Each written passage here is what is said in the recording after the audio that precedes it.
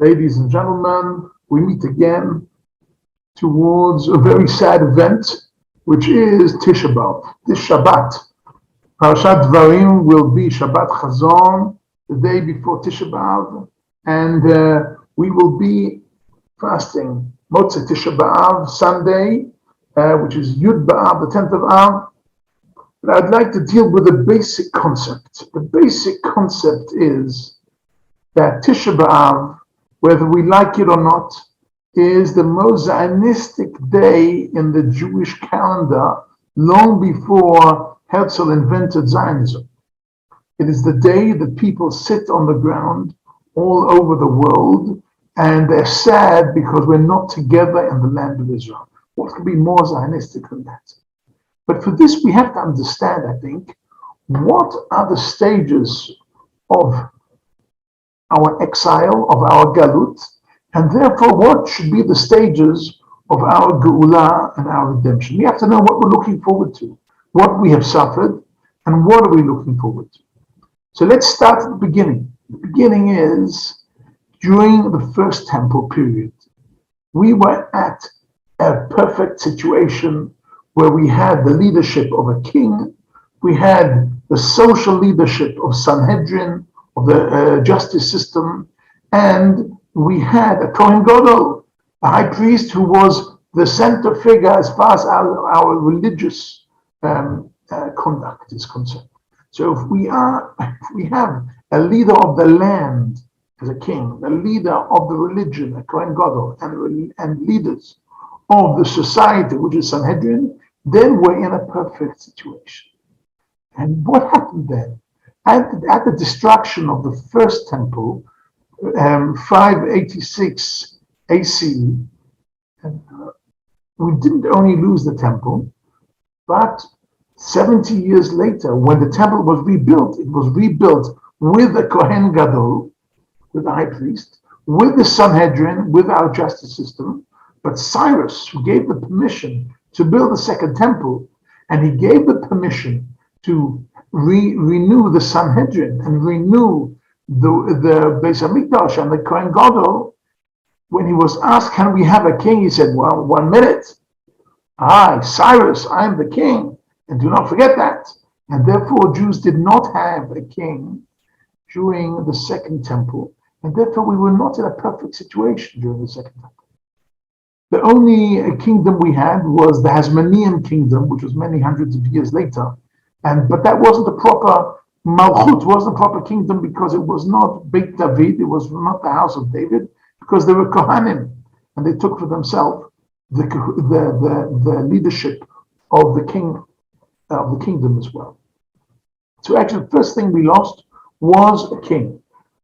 Then destruction of the second temple, 70 ACE, we have destruction of the total system of the Beit Mikdash, and therefore no more Kohen Gadol, no more religious leadership. But we still had Sanhedrin. The Talmud tells us that the Sanhedrin moved out of Lishkat HaGazit from the Beit Mikdash and moved to Yavne. Rabbi Yochanan ben Zakkai's famous words, "Tnuli et Yavne v'chachamea," let me at least relocate the Sanhedrin to Yavne. And in Yavne, they didn't have peace. They were relocated 10 times during a period of 400 years, until 400 years after the destruction, in their final location, which was Tiberias. That was the final location of the Sanhedrin, and the Byzantine church demolished the Sanhedrin, and since then we didn't have a Sanhedrin either. So what happened after 465 AC? Something very simple happened. The Jews in Israel said to themselves, "We don't have a king anymore. We don't have a Beis Hamikdash and a Kohen Gadol anymore. We do not even have a Sanhedrin anymore. What are we doing here?" And they dispersed into exile. And we've been in exile ever since. And that is the Seder, that is the chronological order of how things went from bad to worse, the chronological order of our galut, of our diaspora. of our exile. Comes along the Or Chaim, the Or Sameach. The Or Sameach, brings a wonderful idea from the world of medicine. And he says that the way of our healing is the opposite of the way of our illness. What does that mean? That means if I have on my hand some kind of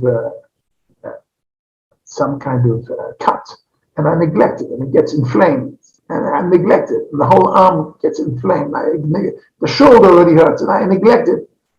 It gets to my chest. I said, I'll go to a doctor and see what happens. And the doctor gives me medication, tells me some things to do with this, and slowly the pain leaves my shoulder and leaves my arm, and it goes back. That means when we get cured in the opposite direction of the way we get an illness. That's the basic idea. So if so, our cure has to be in the opposite direction of the illness. So what did we lose last? The last thing we lost was Jewish people being together in the land of Israel.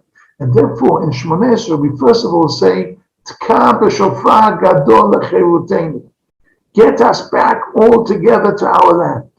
And then, once we're together in our land, we'll get to the next stage, which is, again, in the reverse order, Sanhedrin, Hashiva Shofteinu K'vo Rishona, V'yotzenu K'vo Kaletz, let's reestablish Sanhedrin. And then when we have the Sanhedrin, we know who the Malashim are. And then we know who the Tzaddikim are. And we're ready for the next stage, which is V'Yushalayim Irchov Rachamim Toshuv. Why do we need Yerushalayim? Because we want a Kohen Gadol. And then, and only then, Etzemach David Avdechom Me'ot Atzmiach, only then do we want a king who is Mashiach, who we will find, but he is only the end of the process. Only once we find the king, in addition to having the Kohen Gadol and the Sanhedrin, we get back to a perfect situation, which is called Geula Shlema, which we're looking forward to.